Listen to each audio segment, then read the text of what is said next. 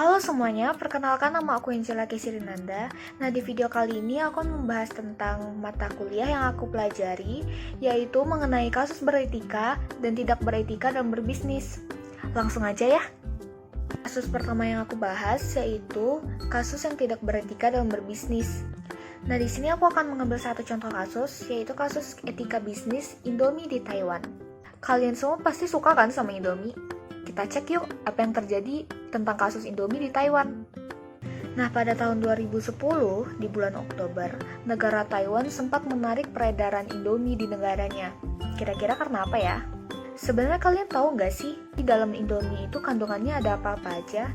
Ternyata ada 2 zat pengawet yang sangat berbahaya bagi tubuh manusia, yaitu metil parahydroxybenzoate dan benzoic acid atau asam benzoat.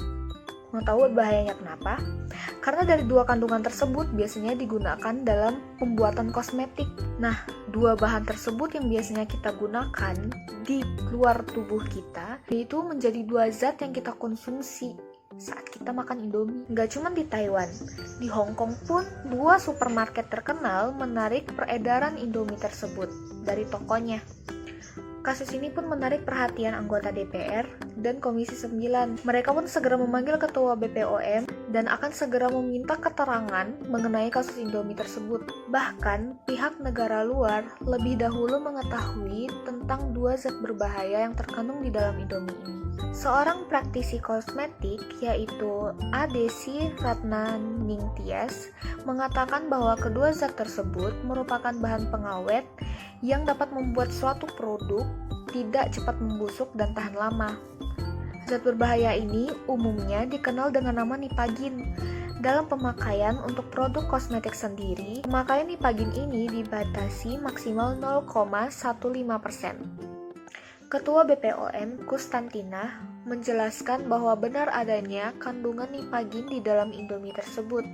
Tidak hanya di dalam Indomie, tetapi juga di dalam kecapnya mengandung zat Nipagin tersebut. Namun, kadar kimia di dalam Indomie tersebut masih dalam batas wajar. Tetapi apabila kadar Nipagin melebihi batas ketepatan aman untuk dikonsumsi, yaitu 250 mg per kilogram untuk mie instan dan 1000 mg Nipagin per kilogram dalam makanan lain, kecuali daging, ikan, dan unggas, akan berbahaya bagi tubuh yang bisa mengakibatkan muntah-muntah dan juga sangat berisiko terkena penyakit kanker. Namun, menurut Ketua BPOM, Kustantina, Indonesia merupakan anggota Codex Alimentarius Commission. Produk Indomie sudah mengacu kepada persyaratan internasional tentang regulasi mutu, gizi, dan kemasan produk pangan. Sedangkan Taiwan bukan merupakan anggota kodeks tersebut. Produk Indomie yang dipasarkan di Taiwan seharusnya untuk dikonsumsi di Indonesia. Dan karena standar di antara kedua negara ini berbeda, maka timbullah kasus Indomie tersebut.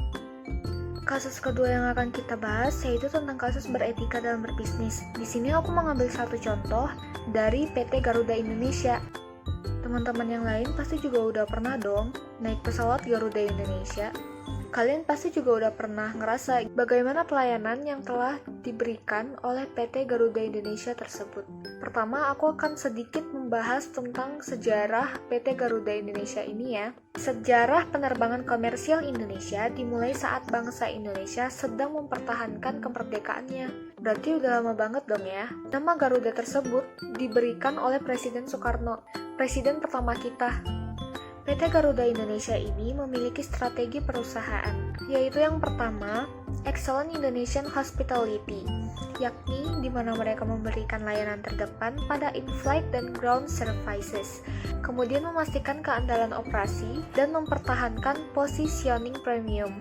Yang kedua yaitu Return Maximization, ini meningkatkan margin operasi, meningkatkan kemampuan komersial, meningkatkan customer value, menanamkan pola pikir yang mengedepankan cost effectiveness, dan meningkatkan efisiensi di operasi. Dan yang terakhir yaitu group synergy, di mana mereka memperkuat pasar domestik dan meningkatkan daya saing operasi. PT Garuda Indonesia ini mempunyai visi, yaitu menjadi perusahaan penerbangan yang andal dengan menawarkan pelayanan berkualitas kepada masyarakat dunia dengan menggunakan keramahan Indonesia. Maka dari itu, sebagian dari manajemen kelayakan udara sebagai bagian dari Direktorat Teknik dan Teknologi Informasi bertanggung jawab dalam memastikan armada PT Garuda Indonesia senantiasa layak udara dan memenuhi standar keselamatan dunia.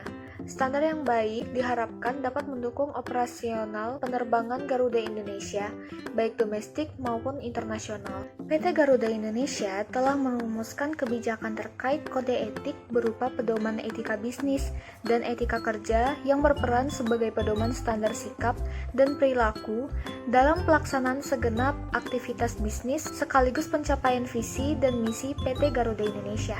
Nah, PT Garuda Indonesia juga memiliki budaya perusahaan sendiri. Budaya perusahaan ini juga diharapkan menjadi panduan bagi seluruh insan PT Garuda Indonesia dalam melaksanakan tugas dan tanggung jawabnya dalam usaha mencapai tujuan strategis yang telah ditetapkan. Pokok-pokok nilai utama yang diharapkan oleh PT Garuda Indonesia menjadi budaya perusahaan tersebut disebut sebagai sincerity. Yang pertama, sinergi, berkomitmen menyokong pertumbuhan perusahaan dengan keterkaitan antar entitas perusahaan dan dengan mitra potensial. Kemudian integrity, menjunjung tinggi etika bisnis, akuntabilitas, dan tanggung jawab sosial dalam menciptakan budaya terpercaya. Kemudian customer, fokus mendorong terciptanya pengalaman pelanggan yang lebih baik untuk menghasilkan kesuksesan usaha berjangka panjang. Selanjutnya, agility, membangun perilaku strategis melalui kemampuan beradaptasi dan tindakan kreatif untuk memperkuat daya tahan perusahaan. Dan yang terakhir adalah safety, menyediakan produk dan layanan berkualitas dengan mengutamakan keamanan dan keselamatan.